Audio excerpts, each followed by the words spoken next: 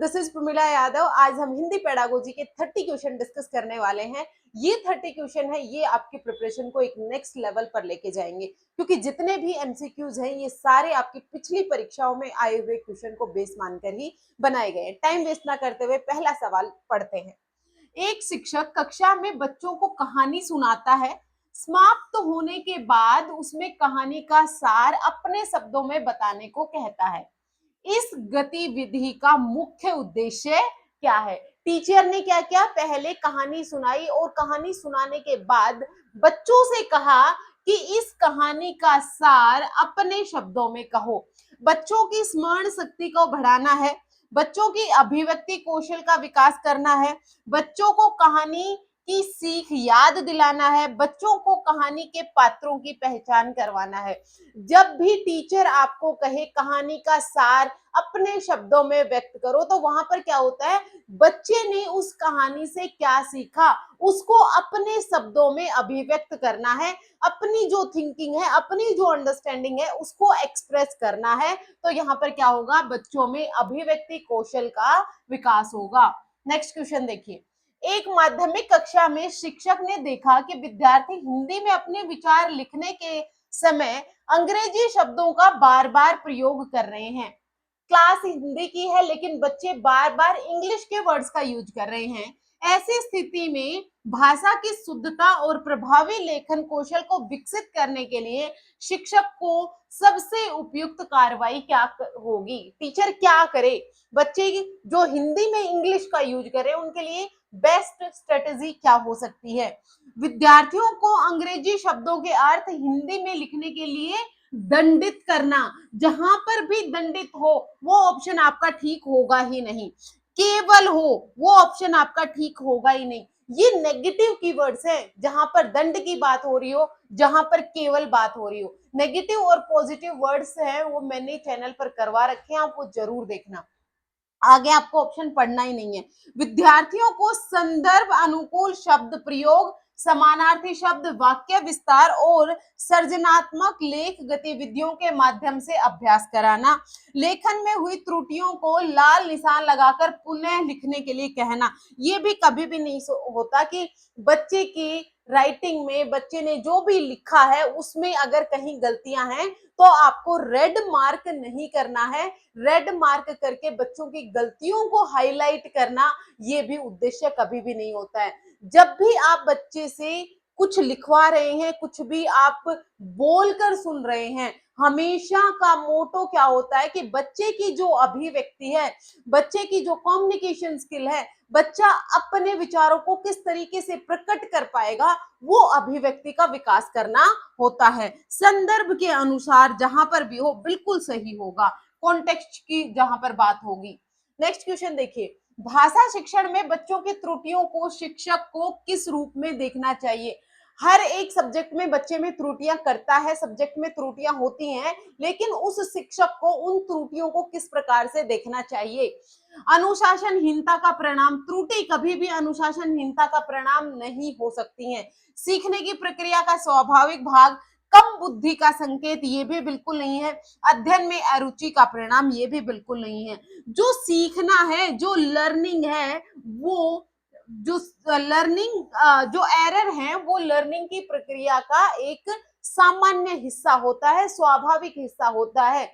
जब भी बच्चा कुछ भी सीखेगा तो गलतियां होंगी और उन गलतियों को देखकर आप बच्चे की जो अधिगम है, बच्चे की सीखने की प्रक्रिया है, उसका पता लगा सकते हैं कि बच्चे ने अभी कितना सीख लिया, कहां पर गलती कर रहा है, और जहां पर वो गलती कर रही है उसको आप करेक्ट करवा सके। हमेशा यही होता है एरर। एरर कभी भी ये नहीं होता कि उसमें कम बुद्धि है। जो गिफ्टेड बच्चे हैं, जिनका आईक्यू, जिनकी बुद्धि लब्धि 130 से ज्यादा होती है, वो बच्चे भी गलतियां कर सकते हैं।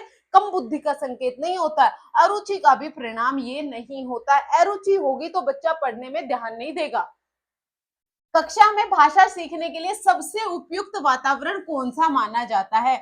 बच्चे को लैंग्वेज सिखानी है तो सबसे उपयुक्त क्या होगा? जहां केवल, ऑप्शन आगे पढ़ना ही नहीं है, क्या है?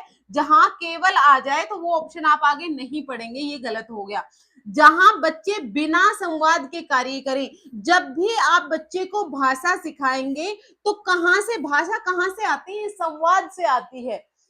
जब बच्चा जन्म लेता है तो जन्म के बाद जब बच्चे ने पहली बार रोया, जो पहली फर्स्ट क्राई थी बच्चे की, पहली बार रोना था, तभी से बच्चे की भाषा का डेवलपमेंट होना शुरू हो जाता है।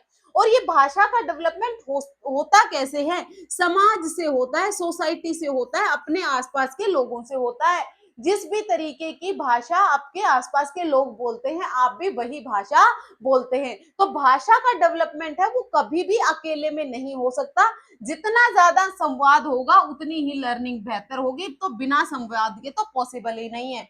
जहां बच्चे को बोलने, सुनने और विचार साझा करने के लिए पर्याप्त अवसर मिलते हैं, जहां पर बच्चा जितना ज्यादा इंटरेक्शन करेगा, जितना ज्यादा अंतः क्रिया करेगा, जितनी ज्यादा बातचीत करेगी, भाषा का डेवलपमेंट उतना ही ज्यादा होगा। तो इसका आंसर क्या हो गया? थर्ड। जहां केवल, तो आगे तो आपको पढ़ना ही नहीं है। नेक्स्ट क्वेश्चन देखिए। एक शिक्षक ने देखा कि कक्षा में विद्यार्थियों में कई विद्यार्थी अपने विचार लिखित रूप से तो व्यक्त कर लेते हैं, लेकिन मौखिक रूप से बोलने में झिझकते हैं और असंगठित ढंग से बोलते हैं। यानी अगर आप उनसे कुछ भी लिखवा कर देखेंगे तो बहुत अच्छे से लिख देंगे, लेकिन प्रॉब्लम कहाँ है? बोलने में उनको प्रॉब्लम है। तो ऐसी स्थिति में निम्नलिखित में से कौन सी रणनीति सबसे उपयुक्त होगी? विद्यार्थियों को शब्द से पाठ याद करवाना। याद कभी भी आपको नहीं करवाना है। चाहे आप सीडीपी की बात कर ले, चाहे आप कहीं किसी भी पेडागोजी की बात कर ले, चाहे आप हिंदी की बात करें, इंग्लिश की बात करें, ईवीएस की बात करें, साइंस की बात करें, एसएस की बात करें, रट्टाफिकेशन, मेमोराइजेशन, याद आपको कहीं भी नहीं करवाना है, रटवाना आपको कहीं भी नहीं है। विद्यार्थियों को व्याकरण में नियम सिखाकर शुद्ध वाक्य बोलने का अभ्यास करवाना चाहिए। मे भी हो सकता है।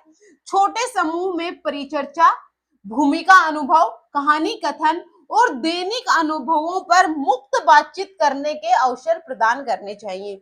मंच पर खड़े होकर भाषण देने के लिए बाध्य करना। बाध्य क्या है? नेगेटिव वर्ड है। आप बच्चे को कभी भी बाध्य नहीं करेंगे। अब बच गए आपके पास क्या? दो ऑप्शन। विद्यार्थियों को व्याकरण के नियम सिखा दिया आपने, और नियम सिखाने के बाद आप उसे कह रहे हैं कि शुद्ध वाक्य बोलिए। जब भी आप भाषा सीखते हैं, क्या पहले आप व्याकरण सीखते हैं? आपने अपनी क्षेत्रीय भाषा सीखी, आपने हिंदी सीखी, आपने इंग्लिश सीखी। इंग्लिश का तो छोड़ दीजिए, इंग्लिश से तो पहले डर लगता है। हिंदी सीखी आपने, अपनी मातृभाषा सीखी। तो क्या मम्मा पापा ने या फिर आप भी किसी को सिखा रहे हैं तो क्या आप उनको पहले नियम सिखाते हैं? भाषा कभी भी नियमों से, व्याकरण के नियमों से नहीं सीखी जाती है। तो ये कैसे होगी?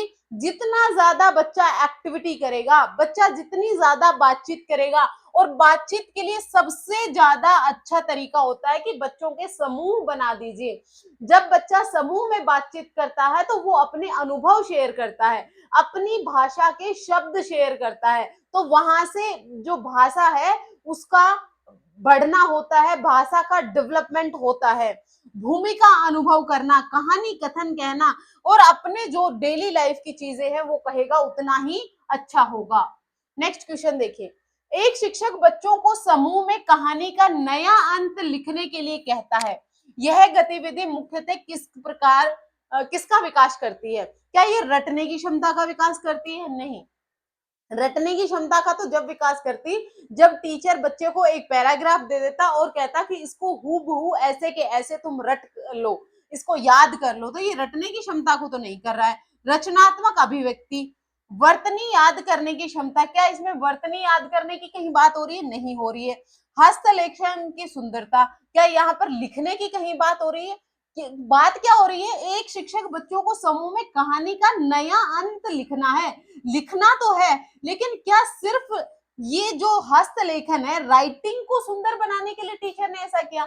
नहीं किया। उन्होंने एक कहानी सुनाई और उसका अंत एक नए तरीके से, यानी अपने जो अनुभव है, अपनी जो थिंकिंग है उसको आपको एक्सप्रेस करना है। और जहां पर भी बच्चे को इंपॉर्टेंट मानकर, बच्चे की जो थिंकिंग है, बच्चे की जो सीखने की प्रक्रिया है, बच्चे ने क्या सीखा, संदर्भ के अनुसार जब वो एक्सप्रेस करने की, अभिव्यक्ति करने की बात आती है तो वो रचनात्मक अभिव्यक्ति होती है। नेक्स्ट क्वेश्चन देखिए। भाषा शिक्षण में बहुभाषिक कक्षा का सबसे बड़ा शैक्षिक लाभ क्या होता है? बहुभाषिक कक्षा कौन सी होती है? जहां पर डिफरेंट डिफरेंट लैंग्वेज बोलने वाले बच्चे होते हैं। अलग अलग भाषा बोलने वाले बच्चे जिस क्लासरूम में होते हैं, उस क्लास को आप बहुभाषिक कक्षा कहते हैं। केवल एक भाषा का प्रयोग बिल्कुल गलत है। बच्चों की भाषाई विविधता का उपयोग सीखने के लिए संसाधन के रूप में करना, मातृभाषा के प्रयोग से रोकना, ये इंपॉर्टेंट चीज है, कभी मत करना। स्पेशली अगर आप प्राइमरी क्लास में हैं, पहली से पांचवी क्लास के बच्चों को पढ़ा रहे हैं, तो बच्चे शुरुआत में अपनी मातृभाषा में ही अपने जो विचार हैं उनको अभिव्यक्त करता है। अगर आपने बच्चे को ये मातृभाषा, उसकी जो मदर टंग है, उसको बोलने से रोक दिया, तो प्रॉब्लम क्या होगी? प्रॉब्लम होगी कि बच्चा को पता है कि उसे उसे ये पता है कि मुझे मातृभाषा में क्या बोलना है, लेकिन जो आप सेकंड लैंग्वेज उस पर थोप रहे हैं, इंग्लिश थोप रहे हैं, हिंदी थोप रहे हैं, तो बच्चा नहीं बोल पाएगा, क्योंकि एग्जैक्ट उसके शब्द उसे नहीं पता।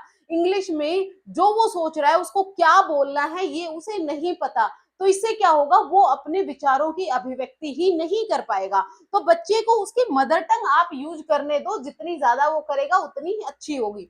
सभी बच्चों के लिए एक ही प्रकार की भाषा, सभी बच्चों के लिए एक प्रकार की भाषा नहीं यूज करेंगे, क्योंकि बच्चों की अलग अलग भाषा है। क्या है?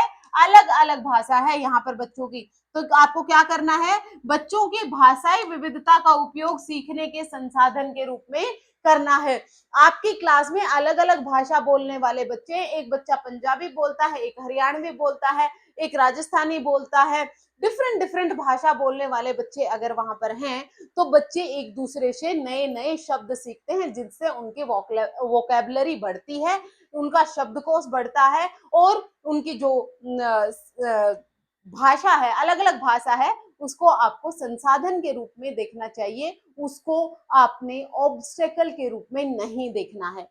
नेक्स्ट क्वेश्चन देखिए, यदि कोई बच्चा भाषा अपनी मातृभाषा का प्रयोग करते हुए किसी घटना का वर्णन करता है, तो भाषा शिक्षक के लिए सबसे उपयुक्त प्रतिक्रिया क्या होगी? बच्चे को केवल विद्यालय की भाषा नहीं, ये बिल्कुल नहीं होता। जब हम पढ़ते थे तो ऐसा हुआ करता था ना कि क्लासरूम में हमें बताया जाता था कि आपको हिंदी का ही यूज करना है। अगर तुमने कोई लोकल लैंग्वेज बोली, तुमने क्षेत्रीय भाषा बोली, तो तुम्हें क्या मिलेगा? पनिशमेंट मिलेगा, दंड मिलेगा, तुम्हें फाइन मिलेगा। और एक मॉनिटर बना दिया जाता था, वो सबके नाम नोट कर रहा होता था कि आज इसने एक बार लोकल लैंग्वेज का ये शब्द यूज किया, इसने 2 बार किया, इसने 3 बार किया। ऐसा नहीं करना है। सभी बच्चों के लिए समान भाषा का प्रयोग के लिए आपको बाध्य नहीं करना है। बच्चे की मातृभाषा को सीखने की बाधा नहीं माननी है, बाधा नहीं माननी है। बच्चे की भाषाई पृष्ठभूमि को स्वीकार करना है, बिल्कुल करना है। चाहे बच्चा कोई भी भाषा बोलता है, और उसे लक्ष्य भाषा में अभिव्यक्ति के अवसर देना है। बच्चे की जो भी भाषाई पृष्ठभूमि है उसको आपको स्वीकार करना है, और उसका वो यूज कर सकता है जो भी लक्ष्य भाषा है उसके साथ मिलकर। बच्चे में पहले लक्ष्य भाषा का व्याकरण सिखाने के बाद ही बोलने की अपेक्षा करें, नहीं, ये बिल्कुल भी नहीं होगा। नेक्स्ट क्वेश्चन देखिए, मुझे लगता है थोड़ी स्पीड बढ़ानी चाहिए। भाषा शिक्षण में सतत और समग्र मूल्यांकन यानी सीसीई, सीसीई क्या है? Continuous and comprehensive evaluation. CCE का क्वेश्चन है, ये सीडीपी में भी पूछा जाएगा, ये आपसे पेडागोजी में भी पूछा जाएगा। पेडागोजी चाहे किसी भी सब्जेक्ट की हो, किसी भी सब्जेक्ट की अगर पेडागोजी होगी तो वो हर जगह पूछी जाएगी, चाहे हिंदी हो, चाहे साइंस हो, चाहे आपका इंग्लिश हो। सीसीई को ध्यान से पढ़ के जाना। तो विद्यार्थी में उनकी उपलब्धि के आधार पर क्रमबद्ध करना है, विद्यार्थियों को उनकी उपलब्धि के आधार पर क्रमबद्ध करना है। अच्छा, सीखने की प्रक्रिया के दौरान निरंतर प्रतिपुष्टि देकर शिक्षण की आवश्यक सुधार करना है। सिर्फ सिर्फ आ गया तो गलत हो गया। प्रत्येक विद्यार्थी को त्रुटियों की सूची तैयार कर उन्हें अंक देना है। देखिए, असेसमेंट है, जो इवेल्युएशन है, ये कभी भी अंक देने के लिए नहीं होना चाहिए। बच्चे की लर्निंग को एनहेंस करने के लिए होना चाहिए। बच्चे की जो सीखने की प्रक्रिया है, सीखने के दौरान होना चाहिए। इसको हम क्या कहते हैं? फॉर्मेटिव असेसमेंट कहते हैं। कॉन्टिन्यूअस एंड कॉम्प्रिहेंसिव इवेल्युएशन का मतलब क्या है? कॉन्टिन्यूअस मतलब लगातार होना चाहिए। साल भर बच्चे का डेवलपमेंट, बच्चे का जो असेसमेंट है, इवेल्युएशन है वो होता रहना चाहिए। पहले दिन से ही बच्चे का इवेल्युएशन होना शुरू हो जाना चाहिए और वो साल के आखिर तक होना चाहिए। दूसरा आता है कॉम्प्रिहेंसिव का मतलब है यहाँ पर आपके करिकुलम और को करिकुलर दोनों एक्टिविटी शामिल होती हैं, यानी जो आपकी क्लासरूम में जो आपका असेसमेंट हो रहा है, एकेडमिक्स है उसका भी असेसमेंट होना चाहिए और जो आपकी एक्स्ट्रा करिकुलम एक्टिविटियां हैं, चाहे वो पेंटिंग है, चाहे वो ड्राइंग है, चाहे वो एग्जीबिशन है, हर तरीके का असेसमेंट है वो बच्चे का होना चाहिए। तो ये किसके लिए होना चाहिए? लर्निंग को बढ़ाने के लिए, अधिगम को बढ़ाने के लिए होना चाहिए। विद्यालय कक्षा में पठन कौशल के विकास के लिए निम्नलिखित में से कौन सी रणनीति सबसे अधिक प्रभावी मानी जाती है? किसका विकास करना है? आपको पठन कौशल का विकास करना है। केवल गलत हो गया, आगे पढ़ना ही नहीं है। बच्चों को उनकी रुचि के अनुसार विविध प्रकार के पाठ जैसे कहानी, लेख, कविता आदि पढ़ने के अवसर देना है। पाठ्यक्रम में दिए गए प्रश्नों को कंठस्थ करना, रटना कभी भी नहीं होगा। बच्चों को केवल नहीं होगा। अब आपको एलिमिनेट करने अगर ऑप्शन आ गए तो अगर आपको सही ऑप्शन नहीं भी पता तो भी आप करेक्ट आंसर लगा लोगे। जहां पर भी आपको क्या याद रखना है, मैं बार बार बोल रही हूँ, याद रखना है जहां पर बच्चे की रुचि का ध्यान रखा जाए, जहां पर बच्चे को जितने ज्यादा आप ऑप्शन देंगे, जितनी ज्यादा, जितना बढ़िया आप बच्चे को वातावरण देंगे। वातावरण का क्या मतलब है? बच्चे को उसके विचारों को अभिव्यक्त करने का मौका मिलना चाहिए। बच्चे को ग्रुप में डिबेट करवा दो। बच्चे ग्रुप में जितनी ज्यादा बातचीत करेंगे उसका जो पठन कौशल है, चाहे उसका मौखिक कौशल है, किसी भी तरीके के कौशल की आप बात कर ले, वो हर तरीके का कौशल है वो बढ़ता है। नेक्स्ट क्वेश्चन देखिए, कक्षा में कविता पढ़ाने के लिए शिक्षक को सबसे उपयुक्त प्रारंभिक कदम क्या होना चाहिए? क्या पढ़ाना है? कविता पढ़ाना है। तो कविता की कठिन पंक्तियों का अर्थ बताएं। सबसे पहले जो डिफिकल्ट, जो कठिन पंक्तियां हैं उनका अर्थ बताएं। कविता का अर्थ पूछकर बच्चों को लिखवाना। कविता की पृष्ठभूमि, भाव और संदर्भ पर चर्चा करना। कविता को याद करवाना, याद करवाना भी नहीं है, अर्थ पूछकर बच्चों को लिखवाना, ये भी एक नैरोवर टर्म हो गई। आपको ब्रॉड कॉन्सेप्ट के बारे में सोचना है जिससे बच्चे का दिमाग खोलना है। कोई भी चीज आपको रटवानी नहीं है, अर्थ बताना भी नहीं है। तो क्या हो जाएगा? कविता की पृष्ठभूमि, भाव और संदर्भ पर चर्चा करना। नेक्स्ट क्वेश्चन है, यदि कोई बच्चा लेखन में विचार को अच्छे देता है परंतु वर्तनी और विराम चिन्हों को बार बार त्रुटि करता है तो शिक्षक के लिए सबसे उपयुक्त कदम क्या होना चाहिए? देखो, लेखन में अपने विचार तो अच्छे लिख रहा है, मतलब जब आप उससे किसी भी कविता का पाठ का सार लिखने के लिए कहते हैं तो वो लिखता तो अच्छा है, उसके भाव बहुत अच्छे होते हैं, लेकिन प्रॉब्लम कहाँ है? वर्तनी में गलती कर देता है और विराम चिन्हों में वो गलती कर देता है। तो टीचर को क्या करना चाहिए? उसकी रचना कम अंक देकर खारिज करना, अंक नहीं देना है, केवल वर्तनी नहीं करना है। त्रुटियों के साथ सही रूप लिखकर कारण समझाना और अभ्यास के अवसर देना। उसे शब्द शब्द लिखने के लिए बाध्य करना। बाध्य नहीं करेंगे तो क्या करेंगे? त्रुटियां जहां पर उसने गलती की उसका सही रूप लिखवाना और कारण समझाना कि ये क्यों गलत था और उसको अभ्यास के अवसर देना। निम्नलिखित में से कौन सी गतिविधि बच्चों के शब्द भंडार के विकास के लिए सबसे प्रभावी है? कठिन शब्दों की सूची बनाकर याद करवाना। याद करना कभी भी शब्द भंडार, जो आपका शब्द भंडार है, उसको नहीं बढ़ाता है। पर्यायवाची शब्दों की परिभाषा लिखवाना। संदर्भ सहित शब्दों का व्यवहारिक उपयोग। संदर्भ की जब भी बात आएगी, व्यवहारिक उपयोग की जब भी बात आएगी तो वही ऑप्शन आपका ठीक होगा। कहानी सुनने के बाद बच्चों से आपको कहानी में सबसे अच्छा क्या लगा और क्यों? कहानी सुनाई, सुनाने के बाद बच्चों से पूछा कि तुम्हें सबसे अच्छा क्या लगा और क्यों लगा।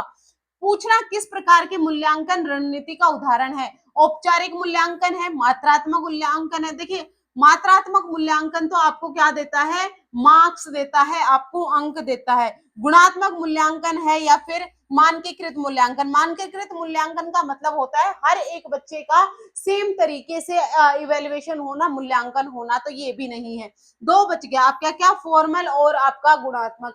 फॉर्मल में क्या होता है, फॉर्मल में होता है आपका एक पहले से प्री प्लान्ड एक टेस्ट होता है, जिसमें आपको 5 नंबर का, 10 नंबर का, 20 नंबर का एक टेस्ट होता है, और उसके अकॉर्डिंग आपका जैसे क्लास में जो टेस्ट होते हैं वो है। लेकिन यहाँ पर क्या है, सुनाई, कहानी सुनाई, और आपको कहानी में सबसे अच्छा क्या लगा और क्यों लगा, ये क्या क्या टीचर ने पूछा। तो यहाँ पर फॉर्मल औपचारिक नहीं हो रहा है, कौन सा असेसमेंट हो रहा है, अनौपचारिक हो रहा है। जो आपका औपचारिक मूल्यांकन है ये मेनली रिटन फॉर्म में होता है, लिखने के फॉर्म में होता है। तो इसका आंसर ऑप्शन सी हो जाएगा। नेक्स्ट क्वेश्चन देखिए, भाषा शिक्षण के पूर्व ज्ञान यानी प्रायर नॉलेज की भूमिका क्या होती है। बच्चे के पूर्व ज्ञान के बारे में पता लगाना क्यों जरूरी होता है। बच्चे की स्मरण शक्ति को बढ़ाना, क्या बच्चे के प्रायर नॉलेज से और स्मरण शक्ति से कोई रिलेशन है, नहीं होता। नए ज्ञान को अर्थपूर्ण बनाने के लिए आधार तैयार करना, केवल कठिन शब्दों को समझाने में सहायता करना केवल नहीं होगा।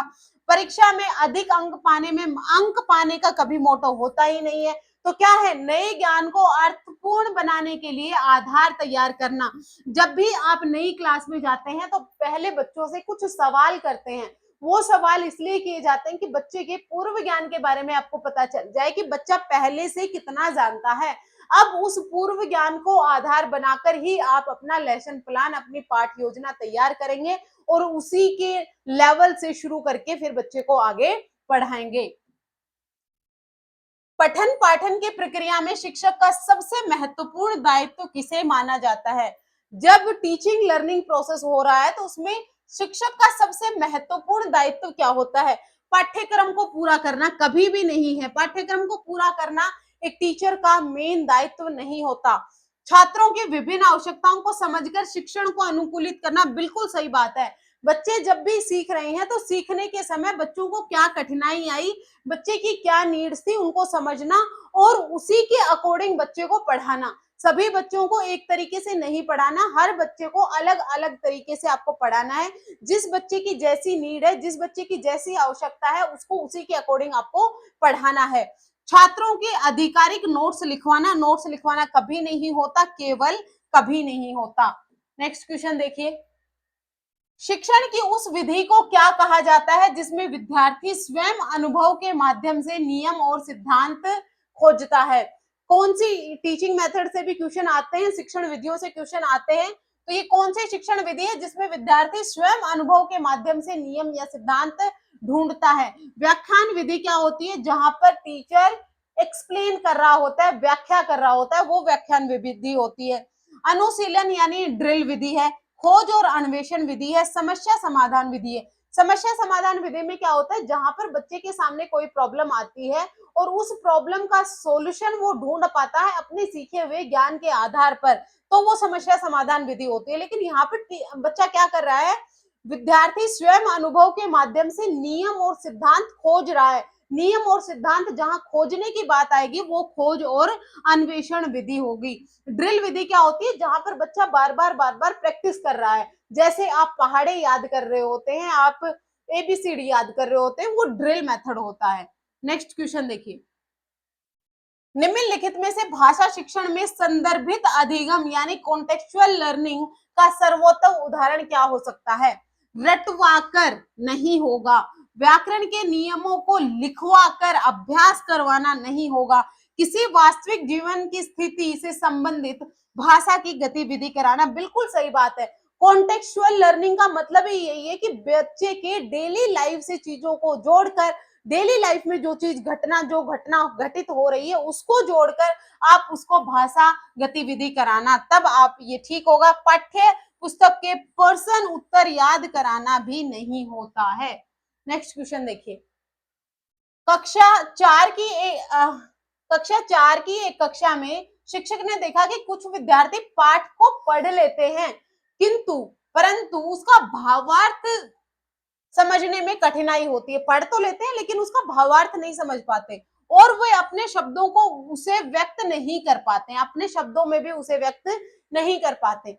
शिक्षक ने अगली कक्षा में विद्यार्थियों को 4 से 5 के समूह में बांटकर पाठ पर चर्चा करने, मुख्य विचार लिखने और यदि मैं कहानी का पात्र होता तो शीर्षक से अनुच्छेद लिखने को कहा। इस तरीके के क्वेश्चन पूछे जाते हैं, पढ़ने में ही आपको 1 मिनट लग जाती है। तो आपको क्वेश्चन में ही पकड़ लेना है। कैसे? यहाँ पर दिक्कत क्या हो रही है, कुछ बच्चों को पाठ में पढ़ने में दिक्कत हो रही है, परंतु उस पाठ तो पढ़ ले रहे हैं, सॉरी पाठ तो पढ़ ले रहे हैं, दिक्कत कहाँ है, उसका भावार्थ वो नहीं समझ पा रहे और अपने शब्दों में उसे व्यक्त नहीं कर पा रहे। टीचर ने क्या किया कि उसको ग्रुप बना दिया, 4-5 बच्चों का एक समूह बना दिया और कहा कि बैठकर अब तुम ना पाठ पर चर्चा करो, मुख्य विचार लिखो और इस पर भी सोचो कि यदि मैं इस कहानी का पात्र होता तो मैं क्या करता। तो ये क्या है, विद्यार्थियों में केवल नहीं होगा, विद्यार्थियों में पाठ को शब्द से याद करने की कहीं बात हो रही नहीं हो रही। यहाँ पर बात क्या हो रही है, अर्थ निर्माण की बात हो रही है, चिंतन की बात हो रही है, सहकारात्मक अधिगम यानी कोलैबोरेटिव लर्निंग की सर्जनात्मक अभिव्यक्ति को प्रोत्साहन करना है। बिल्कुल सही है। नेक्स्ट क्वेश्चन देखिए, कक्षा 5 में शिक्षक ने व्याकरण पढ़ाते समय पाया कि विद्यार्थी संज्ञा और विशेषण के बीच में अंतर स्पष्ट नहीं कर पा रहे। 5वीं क्लास के बच्चे को टीचर पढ़ा रहा था, उसने देखा कि संज्ञा और विशेषण में बच्चे डिफरेंशिएट नहीं कर पा रहे। वे अभ्यास पुस्तिका में दिए हुए नियम तो याद कर ले रहे हैं, नियम तो याद कर लिए, पर नए वाक्यों में स्वयं पहचानने में गलतियां करते हैं। शिक्षक ने उन्हें क्या किया, चार्ट पेपर पर दैनिक जीवन में वस्तुएं जैसे फल, स्थान, लोग, रंग, गुणवाचक शब्द आदि के चित्र बनाकर उन्हें संज्ञा और विशेषण की श्रेणी में चिपकाने का कार्य दिया। तो शिक्षक द्वारा प्रयुक्त यह गतिविधि मुख्यतः किस सिद्धांत या दृष्टिकोण पर आधारित है? क्या ये रटंत अधिगम है? बिल्कुल भी नहीं है। रटवाने का तो टीचर कह देता कि बैठ के चुपचाप आप याद करो, नियम तो याद वो पहले भी कर ले रहे थे। यहाँ पर क्या है, बहुबौद्धिकता यानी मल्टीपल इंटेलिजेंस का सिद्धांत है, अनुभवात्मक एवं क्रियात्मक अधिगम है, व्यवहारवादी दृष्टिकोण, व्यवहारवादी तो नहीं है। व्यवहारवादी क्या कहते हैं कि अगर आपको बच्चे को कुछ सिखाना है तो जो टीचर को आता है वो अपना ज्ञान बच्चे में भर सकता है, क्योंकि बच्चे का दिमाग एक खाली स्लेट जैसा होता है। वहां पर जो व्यवहारवादी हैं वो बच्चे को एक्टिव नहीं मानते, वो बच्चे को निष्क्रिय मानते हैं। क्या मानते हैं? निष्क्रिय मानते हैं, एक्टिव नहीं, सक्रिय नहीं मानते। तो यहाँ पर किसकी बात हो रही है? अनुभवात्मक और क्रियात्मक अधिगम की बात हो रही है, एक्सपीरियंशियल लर्निंग की बात हो रही है। नेक्स्ट क्वेश्चन देखिए, कक्षा 4 में एक अध्यापिका ने देखा कि कई विद्यार्थी अपनी लिखित रचनाओं में एक ही प्रकार की त्रुटियां बार बार कर रहे हैं। जब वो लिख रहे हैं तो एक ही प्रकार की त्रुटि बार बार कर रहे हैं, जैसे मात्रा की गलतियां, वर्तनी की गलतियां, वाक्य अधूरे लिखना। जब उन्होंने सामान्य रूप से समझाया तो विशेष सुधार नहीं हुआ। तब उन्होंने प्रत्येक विद्यार्थी की त्रुटियों की सूची बनाकर उन्हें व्यक्तिगत रूप से समझाया, उदाहरण दिए, अभ्यास कराया और उनकी प्रगति पर नियमित प्रतिक्रिया दी। अध्यापिका को यह रणनीति किस शिक्षण दृष्टिकोण का उदाहरण है? क्या ये सामान्य शिक्षण है? रटने पर आधारित तो नहीं है। अगर रटवाना होता तो कहती बैठ के रटवाओ, लेकिन उन्होंने तो हर एक बच्चे को उसकी गलतियां ढूंढी हैं और उनकी व्यक्तिगत रूप से उनको समझाया है, एग्जाम्पल दिए हैं और जिस तरीके की लर्निंग में उनका प्रोग्रेस हो रही है उस पर भी उन्होंने प्रतिक्रिया दी है। निरंतर और व्यापक मूल्यांकन किया है। बिल्कुल सही बात है, सीसी में तो यही तो कहा जाता है, कॉन्टिन्यूअस एंड कॉम्प्रिहेंसिव इवेल्युएशन करना है। और क्या है, व्यक्तिगत भिन्नताओं के अनुरूप विभेदित शिक्षण। देखो यहाँ पर गलती हो सकती है जैसे अभी हुई। कॉन्टिन्यूअस एंड कॉम्प्रिहेंसिव इवेल्युएशन कहता है कि बच्चे का जो इवेल्युएशन है वो साल भर होना चाहिए, लेकिन यहाँ पर साल भर भी हो रहा है। यहाँ पर एक टॉपिक की बात हो रही है, टीचर ने बच्चे को एक टॉपिक पढ़ाया है और उस टॉपिक पर जहां पर भी दिक्कत थी बच्चों को व्यक्तिगत रूप से पढ़ाया है। जहां पर भी हर एक बच्चे को अलग तरीके से पढ़ाया जाता है तो वहां पर व्यक्तिगत विभिन्नताओं के अनुरूप विभेदित शिक्षण होता है। ये इंपॉर्टेंट है, हर बच्चे को एक ही मेथड से आपको नहीं पढ़ाना। तो ऑप्शन 4 है ये आपका सही हो जाएगा। नेक्स्ट क्वेश्चन देखिए, कक्षा 3 में शिक्षक ने देखा कि कई विद्यार्थी शब्दों को सही उच्चारण के साथ नहीं बोल पा रहे, उच्चारण में कहीं प्रॉब्लम है। कुछ ध्वनियां जैसे श, य, त्र और अनुनासिक ध्वनियां बोलते समय बच्चों में कठिनाई होती है। जब शिक्षक के ने कारण का पता लगाया तो ज्ञात हुआ कि बच्चे के घर में भाषाई वातावरण अलग है और वो प्राय बोलचाल की भाषा में इन ध्वनियों का प्रयोग नहीं करते। शिक्षक ने नियमित रूप से उच्चारण का अभ्यास करवाया, ध्वनि लेखन, ध्वनि खेल करवाया और सुनकर दोहराने जैसी गतिविधियां आरंभ की। तो शिक्षक द्वारा अपनाई गई ये रणनीति मुख्य किस समस्या के समाधान हेतु सर्वाधिक उपयुक्त है? विद्यार्थियों में पठन गति की कमी, क्या पठन गति से रिलेटेड कोई बात हो रही थी? नहीं हो रही थी। शब्द भंडार की न्यूनता नहीं, वहां पर क्या हो रहा था, बच्चे की जो भाषाई क्षेत्र है, देखिए आपकी भाषा जो भी है, जो आपने अर्ली चाइल्डहुड में सीखी, प्रारंभिक बाल्यावस्था में जो भी भाषा आपने सीखी, उस भाषा का टच है वो लाइफ टाइम तक रहता है और इसमें कोई बुरी बात नहीं है, क्योंकि हमारी क्षेत्रीय भाषा है ही ऐसी जिसमें कुछ शब्द ऐसे बोले जाते हैं। जैसे कोई हरियाणा का है, मैं हरियाणा से हूँ, तो हरियाणा की जब लोग बोलते हैं तो उनको अलग से पहचान लिया जाता है कि तुम्हारी टोन हरियाणवी है। राजस्थान वालों की राजस्थानी, पंजाब वालों की पंजाब, क्यों? क्योंकि हमने अपनी क्षेत्रीय भाषा वो सीखी है और उसका टच रहता है और हमें इस पर गर्व होना चाहिए, शर्माने की बात नहीं है। ध्वन्यात्मक जागरूकता एवं शुद्ध उच्चारण की कठिनाइयां हैं, लेखन में वर्तनी संबंधी भूलें नहीं कर रहा है। यहाँ पर प्रॉब्लम कहा थी, बच्चों को ध्वनि का जो साउंड था, प्रोनाउंसिएशन था, जो उच्चारण था, वहां पर प्रॉब्लम थी। तो ऑप्शन 3 है, ये ठीक हो जाना चाहिए। नेक्स्ट क्वेश्चन है, कक्षा 4 के अध्यापिका ने वर्णमाला के सभी अक्षरों की पहचान करवाई, पर कई बच्चे ट, ठ, ड, ढ, त, थ, द, द, ध जैसे ध्वन्यात्मक रूप से मिलते जुलते वर्णों को लिखते समय गड़बड़ कर देते हैं। यहाँ पर गड़बड़ कहाँ कर रहे हैं? लिखने में गड़बड़ कर रहे हैं। जब वह इन्हें सही लिखने के लिए बार बार लिखने के लिए गृह कार्य देती है तो कुछ बच्चे ऊब जाते हैं। बच्चों को बार बार लिखने के लिए बोला जाएगा तो बच्चे बोर हो जाते हैं और लिखने में और अधिक गलतियां करते हैं। तो इस स्थिति में अध्यापिका के लिए सर्वाधिक उपयुक्त हस्तक्षेप क्या होगा? सभी बच्चों को 10-10 बार लिखने की अतिरिक्त गृह कार्य दे रहे हो, तब तो बच्चे बोर हो जा रहे हैं, तो ये तो आपको नहीं करना। ध्वनि भेद पर आधारित खेल और गतिविधियां कराना तथा युग्म शब्दों का अभ्यास करवाना, बिल्कुल सही बात है। जितना ज्यादा आप बच्चे को अभ्यास करवाएंगे और उनको ध्वनि का भेद बताएंगे तो ही वो करेक्ट कर पाते हैं। गलतियां करने वाले बच्चों को अलग से दंड देना नहीं होगा, सिर्फ बोर्ड पर लिखना नहीं होगा। नेक्स्ट क्वेश्चन देखिए, कक्षा 5 की अध्यापिका देखती है कि कुछ विद्यार्थी व्याकरण के नियम तो याद कर लेते हैं, लेकिन लेखन करते समय बार बार वर्तनी में गलतियां करते हैं। जैसे क्योंकि को क्योंकि, इस तरीके से विद्यार्थी विद्यालय को इस तरीके से लिखते हैं। अध्यापिका चाहती है कि बच्चे वर्तनी को रटने की बजाय सही रूप से समझकर लिखें और उनकी यह आदत बने। लिखने से पहले सोचें। इसके लिए कक्षा में नियमित रूप से वह एक गतिविधि कराने की योजना बना रही है। तो अध्यापिका द्वारा अपनाई गई गतिविधि किस भाषा शिक्षण उद्देश्य की पूर्ति में सहायक होगी? वर्तनी की शुद्धता और लेखन में शुद्ध रूप से प्रयोग करने की आदत, बिल्कुल सही बात है। टीचर यही तो कराना चाह रही है, तो ये हो जाएगा। कंठस्थ कराना नहीं होगा, नए शब्द याद कराना नहीं होगा, सिर्फ सुलेख लिखाना भी नहीं होगा। नेक्स्ट क्वेश्चन देखिए, एक शिक्षक ने पाया कि कक्षा में कई बच्चे शब्द लिख लेते हैं, लेकिन वाक्य लिखते समय शब्दों का कर्म गड़बड़ा देते हैं या वर्तनी की गलतियां बार बार करते हैं। जब उनसे कारण पूछा गया तो अधिकांश बच्चों ने कहा कि लिखने से पहले सोच नहीं पाते हैं और लिखते समय जल्दी करते हैं। शिक्षक चाहते हैं कि बच्चों की लेखन प्रक्रिया व्यवस्थित बने और भाषा की शुद्धता में सुधार आए। तो इस स्थिति में अध्यापिका द्वारा अपनाई गई कौन सी रणनीति बच्चों के लेखन कौशल विकास में सबसे सहायक होगी? लेखन से पहले विचार योजना बनवाना और शब्द संग्रह तैयार करवाना। अधिक से अधिक गृह कार्य नेगेटिव वर्ड होता है। त्रुटियों पर तुरंत लाल निशान लगाना, ये भी नेगेटिव वर्ड है। केवल व्याकरण के नियम, ये भी गलत है। तो ऑप्शन क्या बच गया आपका? पहला बच गया।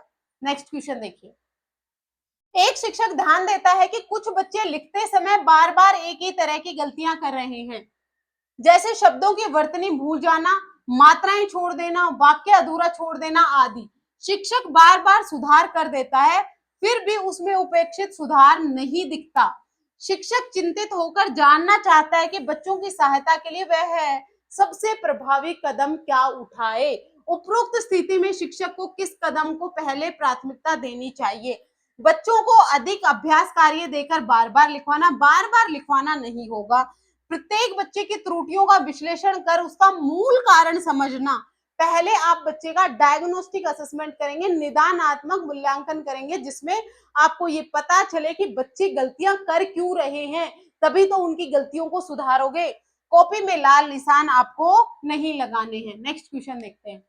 एक शिक्षक को अनुभव होता है कि बच्चे कहानी सुन तो लेते हैं, परंतु उनके क्रम, पात्रों के प्रेरणा, कारण और परिणाम को समझने में कठिनाई होती है।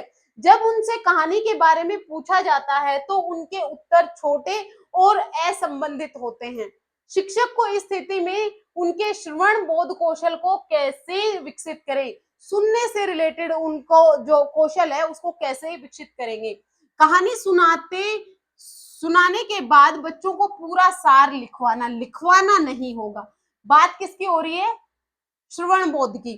कहानी कई बार पढ़कर सुनाना ताकि वो याद कर ले, नहीं याद नहीं करवाना। कहानी को सुनाते समय प्रश्न पूछना, मुख्य घटनाओं का क्रमबद्ध कराना तथा पात्रों की भावना समझने पर चर्चा करना। बिल्कुल सही बात है। कहानी के कठिन शब्दावली समझाकर अर्थ नोटबुक में लिखवाना नहीं होगा। नेक्स्ट क्वेश्चन देखिए। एक शिक्षक ने देखा कि अधिकांश विद्यार्थी अनुच्छेद पढ़ तो लेते हैं, लेकिन अपने शब्दों में उसका सार प्रस्तुत नहीं कर पाते। शिक्षक चाहता है कि विद्यार्थी केवल पाठ को ना दोहराएं, बल्कि उसको अर्थ को समझकर भी अभिव्यक्त करें। यदि आप उस शिक्षक के स्थान पर होते तो सबसे उपयुक्त कदम आप क्या उठाते? विद्यार्थियों को अनुच्छेद को 5 बार पढ़वाकर याद करवाना, इतने क्वेश्चन कर लिए, अब तो आप गलती नहीं करेंगे। कठिन शब्दों का अर्थ लिखवाकर उन्हें कंठस्थ करवाना नहीं। विद्यार्थियों से मुख्य विचार पहचानने, समूह में चर्चा करने और अपने शब्दों का सार लिखवाने से गतिविधि करवाना। अनुच्छेद से संबंधित प्रश्नों के उत्तर सीधे लिखवा देना नहीं होगा। नेक्स्ट क्वेश्चन देखिए। निम्नलिखित में से सबसे उपयुक्त विकल्प कौन सा है? हिंदी शिक्षण के दौरान कुछ विद्यार्थी बार बार उत्तर देने से बचते हैं क्योंकि उन्हें अपनी भाषा संबंधी त्रुटियों का डर रहता है। ऐसी स्थिति में शिक्षक को सबसे उपयुक्त कदम क्या होना चाहिए? केवल यहीं पर हटा दिया, ये केवल तो होगा ही नहीं। पहले विद्यार्थियों को अपने विचार व्यक्त करने के लिए प्रोत्साहित करना तथा त्रुटियों पर बाद में रचनात्मक चर्चा करना। पहले बच्चा अपने विचारों को अभिव्यक्त तो करे, जब तक वो अभिव्यक्त नहीं करेगा आपको उनकी गलतियां पता ही नहीं चलेंगी, और जब आपको उसकी गलतियां पता लग गई फिर उस हर एक गलती के बाद आपको रचनात्मक चर्चा करनी होगी। प्रत्येक त्रुटि पर उसी समय पूरी कक्षा के सामने सुधारना कभी भी नहीं नेगेटिव है। बच्चों की डिग्निटी पे बात आ जाती है, बच्चे की सम्मान पे बात आ जाती है, ऐसा आपको नहीं करना है।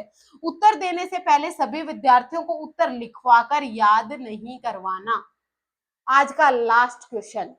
एक शिक्षक ने देखा कि कक्षा में हिंदी पढ़ते समय विद्यार्थी केवल पाठ का शाब्दिक अर्थ याद कर रहे हैं, लेकिन लेखक का भाव, उद्देश्य और संदर्भ को नहीं समझ पा रहे हैं। ऐसी स्थिति में हिंदी शिक्षण की अधिक प्रभावी बनाने के लिए शिक्षक का सबसे उपयुक्त कदम क्या होना चाहिए? विद्यार्थियों को केवल पाठ नहीं, पाठ के कठिन शब्दों की सूची बनाकर रटना नहीं, विद्यार्थियों को पाठ का सारांश लिखवाकर घर ले जाने के लिए कहना नहीं। तो क्या बच गया? ऑप्शन थर्ड बच गया। आप क्वेश्चन क्या दिया है और उसके नेगेटिव ऑप्शन में नेगेटिव वर्ड्स क्या है, जिनको पकड़कर आप उस ऑप्शन को पहले निकाल दो। तो अगर आपको आंसर नहीं भी पता तो भी आप आंसर निकाल लोगे अगर आपको नेगेटिव वर्ड्स का पता है। आज के लिए इतना ही, मिलते हैं नेक्स्ट वीडियो में फिर से। अगर आपको कहीं भी कोई भी प्रॉब्लम हो आप जरूर से पूछ सकते हैं, आपको कोई टॉपिक डिफिकल्ट लगता हो वो भी आप जरूर से पूछ सकते हैं। Thank you very much.